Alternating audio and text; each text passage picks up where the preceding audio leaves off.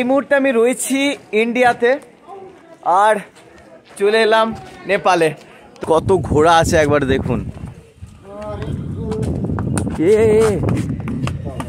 আর দুধিয়া ব্রিজের নিচেই এই দুর্দান্ত কিন্তু একটা দৃশ্য আপনাদের চোখে পড়বে। स्लीपिंग बुद्धा एकदम क्लियर दिखा था, क्लियर। और इस तरफ है आपका सन्दकपू जाने का रास्ता।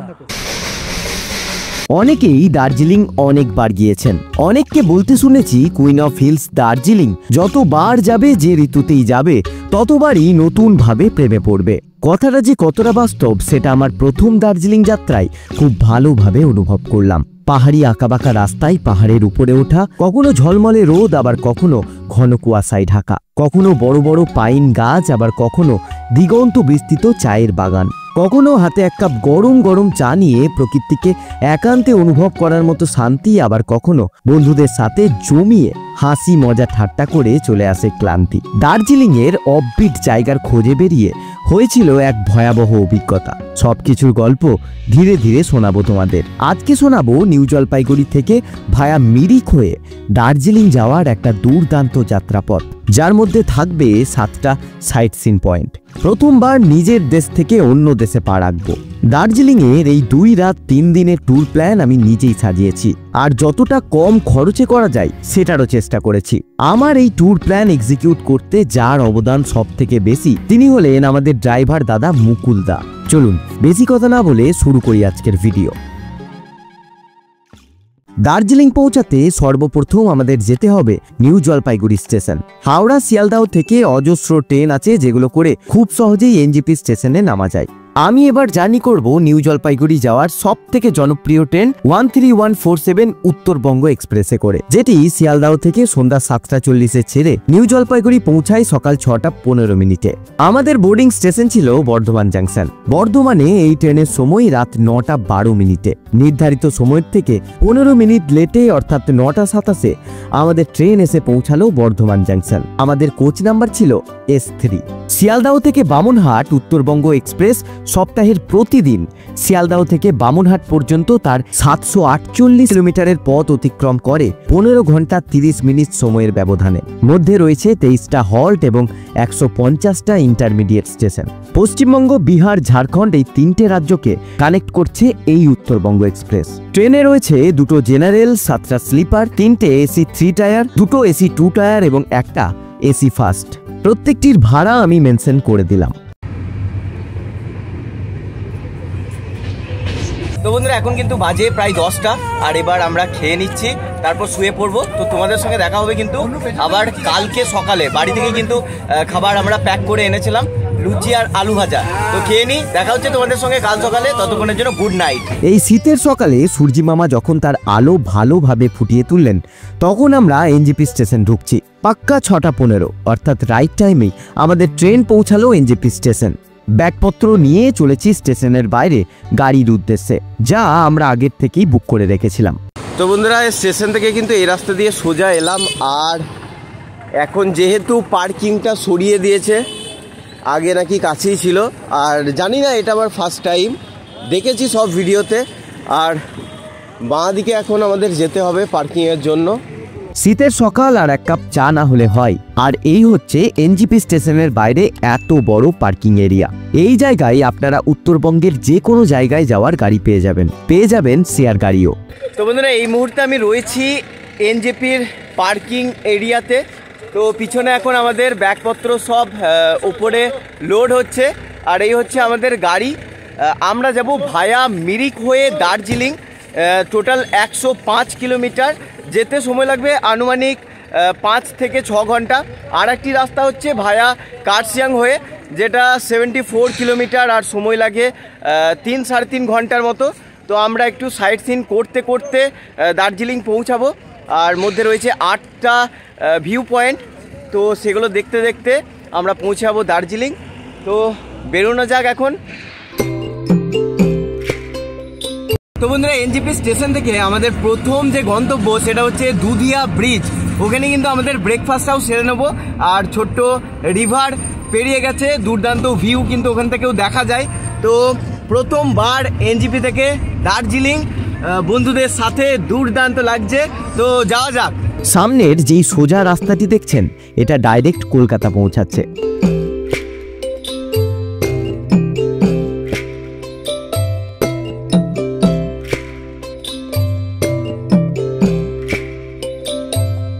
এখন আমরা পের করছি পাঞ্চাই নদী। মধ্যেখানের সুন্দর রাস্তা, দুই ধারে ঘন জঙ্গল দেখেই বুঝলাম আমরা সুকনা ফরেস্টের মধ্যে প্রবেশ করেছি। এই শীতকালে বেশিরভাগ গাছেরই পাতা ঝরে যায়, কিন্তু আপনি যদি বর্ষায় আসেন তাহলে এই জঙ্গলের একটা আলাদাই রূপ আপনার চোখে পড়বে।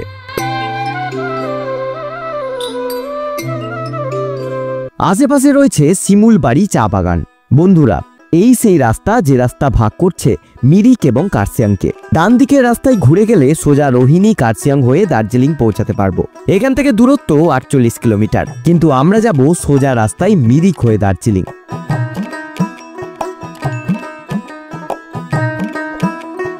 দেখুন, সামনেই লেখা রয়েছে ওয়েলকাম টু মিরিক। এখান থেকেই আমাদের চোখে পড়বে অপূর্ব সুন্দর কুয়াশায় ঢাকা ছবির মতো সুন্দর পাহাড়। ঘড়িতে সময় সকাল 10টা। আমরা পৌঁছালাম দুধিয়া।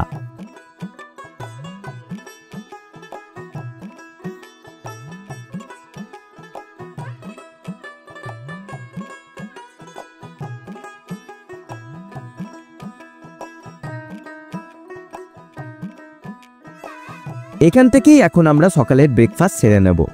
তো বন্ধুরা, এই মুহূর্তে পৌঁছালাম দুধিয়া ব্রিজের কাছে।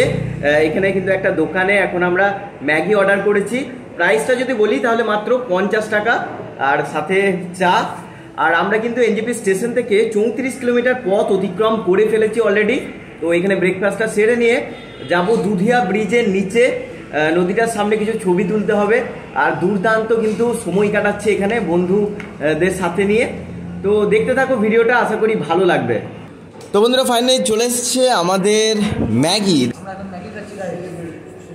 তো বন্ধুরা, এই মুহূর্তে আমি হেঁটে হেঁটে যাচ্ছি দুধিয়া ব্রিজের উপর দিয়ে, আর সামনেই দেখা যাচ্ছে রিভার।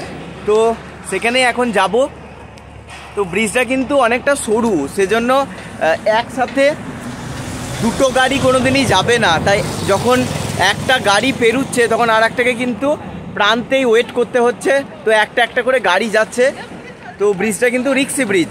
আর এইদিকে দুর্দান্ত ভিউটা তোমরা একবার লক্ষ্য করো বন্ধুরা, কি দুর্দান্ত লাগছে। একবার এখান থেকে দেখো কি দুর্দান্ত ভিউ।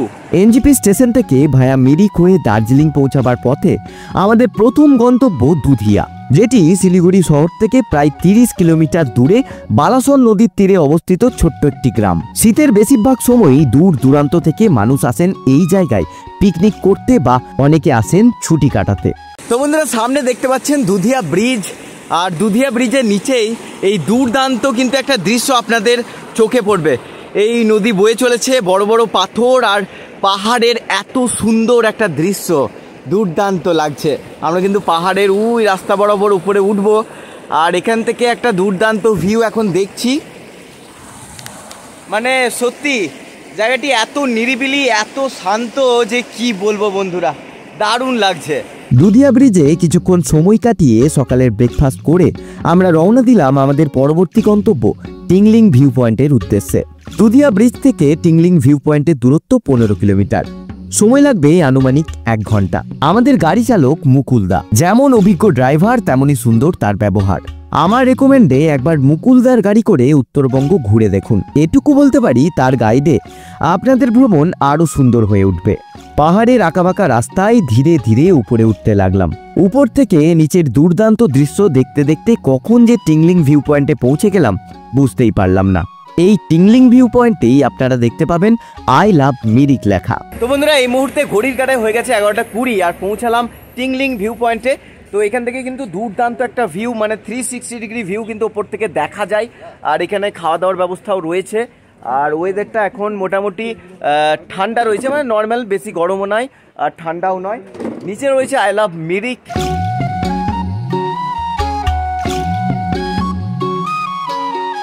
টিংলিং ভিউ পয়েন্টের এই দোকানটি দেখে রাখুন। চাইলে আপনারা সকালের ব্রেকফাস্ট থেকে শুরু করে দুপুরের লাঞ্চ এখান থেকেই সেরে নিতে পারেন। তো বন্ধুরা, এই টিংলিং ভিউ পয়েন্টে এখানে একটা দোকানে এখন আমরা চা অর্ডার দিলাম। আর এই দোকানের ব্যালকনি থেকে দুর্দান্ত ভিউ দেখা যাচ্ছে। বিশেষ করে এটার জন্যই কিন্তু বিশেষ আকর্ষণ এই দোকানটা টিংলিং ভিউ পয়েন্টে আপনাদেরকে দেখায় যে ব্যালকানি থেকে যে দৃশ্যটা কেমন। লক্ষ্য করুন, এটা হচ্ছে ব্যালকানি থেকে এই সুদূর বিস্তৃত চা বাগান দেখতে পাচ্ছি দূরে, আর রাস্তাগুলো দেখুন এঁকে বেঁকে পাহাড়ের উপরে উঠেছে, আর এই দিকে খোলা ব্যালকানি রয়েছে যেখানে চেয়ার টেবিলের ব্যবস্থা রয়েছে। টিংলিং ভিউ পয়েন্টে এক কাপ চা পান করে উপর থেকে দুর্দান্ত সুন্দর টিংলিং টি স্টেটের সৌন্দর্য উপভোগ করলাম। এইবার আমাদের গাড়ি ছুটেছে টিংলিং ভিউ পয়েন্ট থেকে মাত্র 8 কিলোমিটার দূরে অবস্থিত মিরিক লেকের উদ্দেশ্যে। বলতে পারেন আমাদের এই যাত্রাপথের সব থেকে সুন্দর একটা জায়গা। তো বন্ধুরা, এই মিরিক হয়ে আসার এটাই সুবিধা যে এই যে মিরিক লেক, এই মিরিক লেকের সৌন্দর্যটা মানে মুখে প্রকাশ করাই যায় না, এতটাই সুন্দর লাগে। মানে আমি তো প্রথমবার আসছি, কিন্তু ভিডিওতে বা রিলসে যা দেখেছি দুর্দান্ত। তো এখন যাচ্ছি লেকে, আমাদের গাড়ি আগেই স্ট্যান্ড করা হয়ে গেছে। আর এই পার্কিং এরিয়াতে প্রতি ঘন্টায় 50 টাকা করে লাগে গাড়ি পার্কিংয়ের ক্ষেত্রে। আর সামনে দেখা যাচ্ছে মিরিক লেক। তো যাচ্ছি এখন, দুর্দান্ত। এখানে অনেক রকম অ্যাক্টিভিটি করা যায়, বোটিং করতে পারবেন, হর্স রাইড করতে পারবেন। তো যাওয়া যাক। সমুদ্রপৃষ্ঠ থেকে আনুমানিক 4902 ফিট উপরে এই লেক। তো বন্ধুরা, দেখতেই পাচ্ছ পুরো জমজমাট জায়গা এই মিরিক লেক। লেককে ঘিরে কিন্তু অনেক জনসমাগম হয়।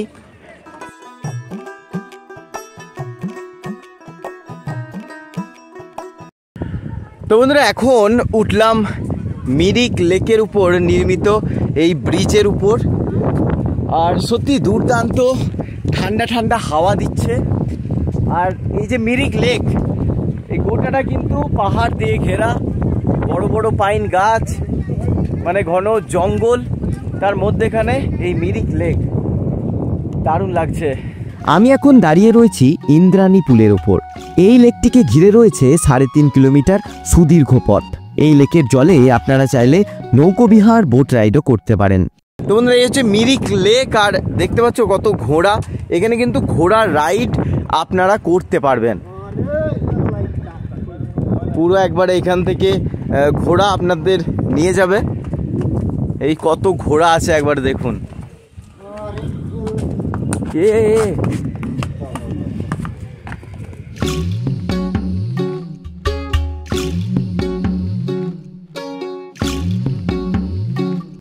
তো বন্ধুরা, এখন মিরিক লেকের চারপাশে ঘুরছি, আর দেখুন কত বড় বড় গাছ রয়েছে, আর এত ঠান্ডা হাওয়া দিচ্ছে যে মানে কি বলবো, কাঁপিয়ে দিচ্ছে মাঝে মাঝে।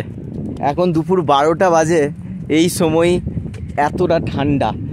আর এই হচ্ছে মিরিক লেক, সেই অপূর্ব সুন্দর মিরিক লেক।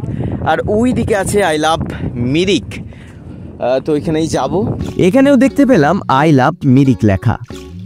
তো বন্ধুরা, আমাদের মিরিক লেক দেখা কিন্তু কমপ্লিট। এবার যাচ্ছি আবারও গাড়ির কাছে। পরবর্তী আমরা যাচ্ছি গোপালধারা যে চায়ের বাগান, আর সেখান থেকেই কিন্তু লাঞ্চটা করে নেব। আর সত্যি দারুণ লাগলো কিন্তু এই মিরিক। তো অবশ্যই যারা আসবে তারা কিন্তু বোটিংটা করতে ভুলো না। তো আমরা বোটিংটা আপাতত করলাম না, কারণ আমাদেরকে এখনও অনেকগুলো সাইট সিন পয়েন্ট কভার করতে হবে। তো যাই, নেক্সট তোমাদের সঙ্গে আবার দেখা হবে গোপালধারা টি স্টেটে। মিরিক লেক থেকে আমরা এখন চলেছি গোপালধারা টি স্টেটের উদ্দেশ্যে। দূরত্ব আনুমানিক 10 কিলোমিটার। যাত্রাপথে আপনারা দেখতে পাবেন সুদূর বিস্তৃত চায়ের বাগান। কিছু দূর গিয়েই এত সুন্দর চায়ের বাগান দেখে নিজেদের আর গাড়ির ভিতর রাখতে পারলাম না। বেরিয়ে পড়লাম এই প্রাকৃতিক সৌন্দর্যকে প্রাণ ভরে উপভোগ করতে। ড্রাইভার দাদার মুখেই শুনলাম এই জায়গাটির নাম বসুন্ধরা ভিউ পয়েন্ট। তো বন্ধুরা, আমরা গোপালধারা টি স্টেট যাচ্ছিলাম। তো এখান থেকেই শুরু হচ্ছে টি গার্ডেন। তো পেছন দিকে কিন্তু এখন চা কাটা হয়ে গেছে, সেজন্য পুরো এখন শুকনো লাগছে, কিন্তু যখন চা পাতা থাকে তখন কিন্তু গোটাটা সবুজ লাগে, দুর্দান্ত লাগে। আর ওপর থেকে এখন পুরো মেঘলা হয়ে গেছে, আর আমাদের গাড়ি এখন এখানে দাঁড়িয়ে আছে। কিছুক্ষণ দাঁড়াতে বললাম দাদাকে, কারণ এখান থেকে দুর্দান্ত একটা ভিউ দেখতে পাচ্ছি। তো যাব এখন ওপরে। আর কি ঠান্ডা পড়েছে বন্ধুরা, দারুণ ঠান্ডা লাগছে ওপরে। তো যাই, এখন সবাই ছবি টবি তুলছে। তো ওপরে গিয়ে গোপালধারা টি স্টেটে গিয়ে কিন্তু খাওয়া দাওয়া করে নেবো। তো বন্ধুরা, আমরা ছিলাম ওই মেন রোডের ওপরে, আর নিচ থেকে এই চা বাগানের যেই ভ্যালি সেটা কিন্তু উপভোগ করছিলাম, কিন্তু আর থাকতে পারলাম না। তো নিচে চলে এলাম কাছ থেকে চা দেখব বলে। তো দেখতেই পাচ্ছ চারিদিকে দুর্দান্ত লাগছে, আর এক ফোঁটা রোদ নেই, আর প্রচণ্ড ঠান্ডা বন্ধুরা। পুরো হাত আমার মানে ঠান্ডাতে কোনো কাজ করছে না, হাত এতটাই ঠান্ডা, আর দুর্দান্ত লাগছে, দুর্দান্ত। তোমাদেরকে দেখাই কতটা সুন্দর লাগছে এখান থেকে। চারিদিকে সবুজ আর সবুজ। এত সুন্দর চায়ের বাগান আমি গত বছর দেখেছিলাম উটিতে গিয়ে, আর এখন বাংলার বুকে দেখছি। বসুন্ধরা টি স্টেট থেকে বেরিয়ে এখন আমরা চলেছি গোপালধারা টি স্টেটের উদ্দেশ্যে। ঘড়িতে সময় বেলা 3টে, কিন্তু এখনো পর্যন্ত আমরা লাঞ্চ করিনি। তাই গোপালধারা থেকে একটু এগিয়ে নাকাপানি বলে একটা জায়গায় গেলাম দুপুরের লাঞ্চ করতে। তো বন্ধুরা গোপালধারা টি স্টেট থেকে একটু এগিয়ে এলাম, আর এখানে কিন্তু আমরা দুপুরের লাঞ্চটা সেরে নিচ্ছি। তো বন্ধুরা এখানে আমরা ভেজ থালি নিয়ে নিয়েছি, যার মধ্যে দেখতে পাচ্ছি ফুলকপির তরকারি রয়েছে, আলু ভাজা রয়েছে, এখানে আরো একটা তরকারি রয়েছে, পাঁপড় রয়েছে। তো টোটাল প্রাইস 120 টাকা। নাকাপানিতে খাওয়া দাওয়া করে বেরিয়ে পড়লাম নেপাল বর্ডারের উদ্দেশ্যে। দূরত্ব মাত্র 7 কিলোমিটার। সোজা চলে এলাম নেপালের বর্ডারে। দেখতে পাচ্ছেন ওই দিকে হচ্ছে নেপাল, আর এই প্রথমবার ভারতের বাইরে আমি যেতে চলেছি। এই নেপালের বর্ডার, ওইদিকে গেলেই কিন্তু নেপাল। এই মুহূর্তে আমি রয়েছি ইন্ডিয়াতে, আর চলে এলাম নেপালে। তো ফাইনালি গাইস এই প্রথমবার আমি চলে এলাম বিদেশে, চলে এলাম ভারতের বাইরে। তো এই মুহূর্তে আমি রয়েছি নেপালে। আমরা আমাদের আধার কার্ড দেখিয়ে প্রবেশ করলাম নেপালে। চাইলে আপনারা নেপাল বর্ডার পের করে সেখান থেকে একটা গাড়ি করে দু একটা জায়গা নেপালের ঘুরে নিতে পারেন, কিন্তু আমরা হেঁটে হেঁটেই যাব নেপালের পশুপতি মার্কেট। তো বন্ধুরা বর্ডার পার করে কিন্তু আমরা চলে এসেছি এখন নেপালে, আর এখানে প্রচণ্ড ঠান্ডা কিন্তু বন্ধুরা। এখন মানে সূর্য ওঠেইনি, সারা দিন এইরকমই মেঘলা মেঘলা ওয়েদার, আর এতটাই ঠান্ডা লাগছে যে কি বলবো। আর এই মুহূর্তে যত ঘরবাড়ি দেখছেন, যত গাড়ি দেখছেন, সবই কিন্তু নেপালের। তো এখানে কিন্তু আমি ভারতের নোট ইউজ করতে পারবো, মানে বর্ডার এরিয়ায়। আর একটু ভিতরে ঢুকে গেলে হয়তো এক্সচেঞ্জ করে নিতে হবে, মানে এক্সচেঞ্জ। তাছাড়াও ইন্ডিয়ার কারেন্সি কিন্তু নেপালে চলে। আর এই দেখছেন এগুলো সব কিন্তু নেপাল। এইখানের একবার দৃশ্যটা বন্ধুরা দেখো, পুরো কুয়াশাতে কি অবস্থা হয়েছে, গাছগুলো দেখা যাচ্ছে না। আর বন্ধুরা এগুলো কিন্তু সবই হচ্ছে নেপালের ঘরবাড়ি। তো বন্ধুরা একবার দেখো চারিদিকটা কুয়াশায় ঢেকে গেছে, কিচ্ছু দেখা যাচ্ছে না। উপরে বোঝাই যাচ্ছে না কি আছে না আছে। আর এইদিকে কিভাবে উঠছে একবার দেখো বন্ধুরা, কুয়াশা চারিদিকে। তো বন্ধুরা এখন আমরা হাঁটতে লেগেছি পশুপতি মার্কেটের জন্য, আর বর্ডার থেকে মোটামুটি 20-25 মিনিট লাগে হেঁটে। আর যাচ্ছি এখন পশুপতি মার্কেটে। আর এখানে মানে গাড়িগুলো উঠতে কতটা পাওয়ার লাগছে একবার চিন্তা করো বন্ধুরা। পুরো খাড়া ঢাল রাস্তাটা। তো বন্ধুরা রাস্তায় যেতে যেতে কিন্তু অনেক দোকান এখানে দেখতে পাচ্ছি, অনেক নেপালের দোকান। বন্ধুরা অবশেষে পৌঁছালাম পশুপতি মার্কেটে।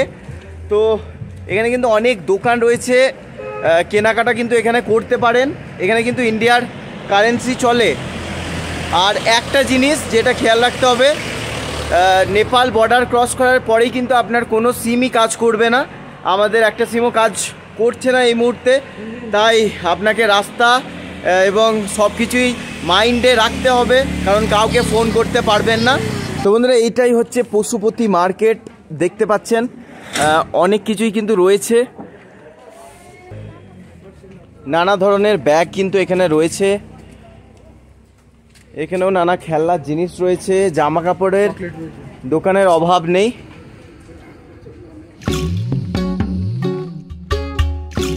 পশুপতি মার্কেটে এসে ঢুকলাম একটা স্টোরে। এখান থেকে দু একটা জিনিস নেবার আছে, বিশেষ করে নেপালের চকলেট।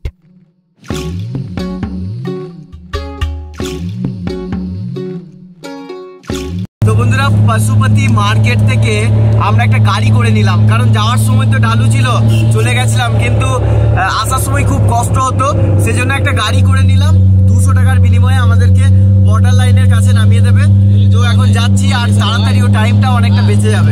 নেপাল ঘুরে এবার আমরা যাচ্ছি সীমানা ভিউ পয়েন্টে, দূরত্ব 6 কিলোমিটার। তো বন্ধুরা নেপাল বর্ডার থেকে মানে পশুপতি মার্কেট ঘুরে এসে আমরা এখন যাচ্ছি সীমানা ভিউ পয়েন্ট, যেখান থেকে দাঁড়িয়ে আমরা গোটা নেপালটাকে দেখতে পাবো উপর থেকে। মানে আমরা থাকবো ইন্ডিয়াতে, কিন্তু দেখতে পাবো নেপালকে, দুর্দান্ত দেখতে লাগে। আর ওইখান থেকে কিন্তু কাঞ্চনজঙ্ঘা দেখা যায়, কিন্তু আজকে যা ওয়েদার তাতে কিন্তু কাঞ্চনজঙ্ঘা আমাদের দর্শন হবে না। তো কাঞ্চনজঙ্ঘা আশা করি কাল দেখতে পেয়ে যাব। টাইগার হিল তো যাচ্ছি শেষের দিনে, কালকেও দেখতে পেয়ে যাব ভিউ পয়েন্টগুলোতে। তো যাচ্ছি এখন, আর পাশে কিন্তু অনেক পাইন ফরেস্ট রয়েছে, পুরো এখন অন্ধকার হয়ে গেছে চারিদিক। তো যাওয়া যাক, সীমানাতে গিয়ে দেখা হচ্ছে। তো বন্ধুরা এই মুহূর্তে আমরা এসে পৌঁছালাম সীমানা ভিউ পয়েন্টে। এখান থেকে কিন্তু দুর্দান্ত ভিউ দেখা যায়, কাঞ্চনজঙ্ঘা দেখা যায়। তো আমাদেরকে এতক্ষণ যিনি নিয়ে এলো, মানে সাইট সিন করাচ্ছেন, এই হচ্ছে দাদার সাথে পরিচয় করিয়ে দিই, নাম্বার দিদি, দুর্দান্তভাবে ঘোরাচ্ছে। আপনারা যখন আসবেন অবশ্যই কন্ট্যাক্ট নাম্বার ডেসক্রিপশানে দিয়ে দেবো, বা ভিডিওতেও আশা করি উঠছে, এই নাম্বারে কন্ট্যাক্ট করবেন। মুকুল দা খুব দুর্দান্ত কিন্তু আমাদেরকে ঘোরাচ্ছে চারিদিকটা। আর এই যে ভিউ পয়েন্ট, সীমানা ভিউ পয়েন্ট, এটাই কোথায় কি দেখা যায় আমরা তো জানি না, এই প্রথমবার এসেছি, সেটাও তোমাদেরকে আবার দেখিয়ে দিই কোথায় কি দেখতে পাওয়া যায়। মুকুল ভাইয়া, তো आपका कॉन्टैक्ट नंबर क्या है, एक बार बता दीजिए। मेरा कॉन्टैक्ट नंबर है 7810854911। तो आपसे डायरेक्ट कांटेक्ट करने से गाड़ी मिल जाता है? एकदम अवेलेबल। और आप लोग जो आएंगे वीडियो देख के सर का यूट्यूब चैनल से, तो मैं थोड़ा उसके डिस्काउंट कर देंगे और होम स्टे एकदम बढ़िया भी मैं ही कर दूंगा, प्रोवाइड कर दूंगा। आप लोग जो भी दार्जिलिंग आने चाहेंगे तो please contact me, I will give you a big opportunity too. तो मैं आप लोगों को बहुत अच्छे से घुमा दूंगा। आप लोग आइए, देख लीजिए दार्जिलिंग में सर के थ्रू से जो भी आएंगे, जो वीडियो देख के आएंगे, उसको मैं थोड़ा ডিসকাউন্ট भी कर दूंगा। তো বন্ধুরা দেখতেই পাচ্ছ, এত বড় একটা অপরচুনিটি। আর এই যে সীমানা ভিউ পয়েন্ট, এই সম্বন্ধে আপনাদেরকে বলে দিই। তো মুকুল ভাই, कहाँ से कंचनजंगा का व्यू मिलता है? आपको इस तरफ से कंचनजंगा का स्लीपिंग बुद्धा एकदम क्लियर दिखा जाता है। क्लियर।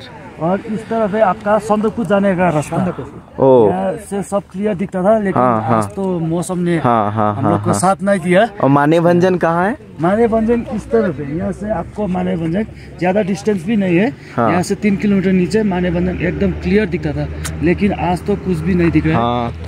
तो आप लोग कोई भी आएंगे तो शायद आप लोग का लॉक में होगा। ও টোটালটাই বন্ধুরা ভাগ্যের উপর ডিপেন্ড করে গোটাটাই। আর এখন চারিদিকে শুধু আমরা কুয়াশা আর মেঘই দেখছি, মানে কিচ্ছু দেখতে পাচ্ছি না। তোমাদেরকে দেখাই, এইদিকে দেখো, কিচ্ছু দেখতে পাচ্ছি না। এইদিকে কাঞ্চনজঙ্ঘা ক্রিস্টাল ক্লিয়ার দেখা যায়, কিন্তু এখন এইরকম অবস্থা দেখতে পাচ্ছ। নিচের দিকে মেঘ উড়ে যাচ্ছে, আর এদিকে এত ঘন জঙ্গল, এদিকে তো কিচ্ছু দেখতে পাচ্ছি না। এদিকে একবার দেখো বন্ধুরা, এদিকে কিচ্ছু দেখা যাচ্ছে না। এইদিকে তো কি আর করা যাবে, এদিকে সান্দাকফু যাওয়া যায়। সান্দাকফু থেকে আমরা জানি দুর্দান্ত একটা, মানে আমাদের পশ্চিমবঙ্গের সর্বোচ্চ শৃঙ্গ সান্দাকফু যাওয়া যায়। সান্দাকফু ট্রেক কিন্তু এখানে দেখা যায়, কিন্তু এখন দেখা যাচ্ছে না। এদিকে কাঞ্চনজঙ্ঘাও দেখা পেলাম না। সীমানা ভিউ পয়েন্ট দেখে আমাদের পরবর্তী গন্তব্য ছিল পাইন ফরেস্ট এবং লেপচা জগৎ, কিন্তু হাতে সময় এতটাই কম ছিল যে আমরা পৌঁছাতেই সূর্যি মামা অস্ত চলে গিয়েছে। তাই ঘন কুয়াশা ছাড়া আমাদের কপালে আর কিছুই দেখার মতো ছিল না। আর ঠান্ডাটাও বেশ ভালোই পড়তে শুরু করেছে। তাই গাড়ি আর কোথাও না দাঁড় করিয়ে সোজা ছুটলাম আমাদের দার্জিলিংয়ে হোমস্টের উদ্দেশ্যে। হোমস্টে পৌঁছে ব্যাগপত্র রেখে বেরিয়ে পড়লাম দার্জিলিং ম্যাল রোডে। ইচ্ছে আছে সন্ধ্যায় একটু গরম গরম মোমো খাবো। সকাল থেকে সন্ধ্যা দার্জিলিং ম্যাল রোড সব সময় জমজমাট। তো বন্ধুরা এই মুহূর্তে রয়েছি দার্জিলিং মল রোডে, আর এখানে এখন সন্ধ্যাবেলায় মোমো খাবো, কারণ খুবই ঠান্ডা। এখন টেম্পারেচার 10 ডিগ্রি চলছে। তো গরম গরম মোমো খাই। আর আমি যেই হোমস্টেতে আছি সেই হোমস্টের সমস্ত ডিটেলস আমি আলাদা করে একটা ভিডিও বানিয়ে দেবো, সেখানে দেখে নিতে পারেন। খুবই কম খরচে আমরা থাকছি সেই হোমস্টেতে, আর আমাদের ফুডিং লজিং সব হোমস্টেতেই হচ্ছে। তো রাতের ডিনারটা আমরা সেরে নেবো। আর এখন এসেছি কিছু মোমো খাওয়ার জন্য। তো ভিডিওটা মানে আজকের এই এনজেপি থেকে ভায়া মিরিক হয়ে সাইট সিন করতে করতে এই দার্জিলিং আসার এই সম্পূর্ণ ভিডিওটা আপনাদের কেমন লাগলো অবশ্যই কমেন্ট করে জানাবেন। যদি ভালো লাগে অবশ্যই একটা লাইক করে দেবেন। আর কালকে আবার সাইট সিনে বেরোবো। তো দেখা হচ্ছে পরের ভিডিওয়, ততক্ষণের জন্য ভালো থাকবেন।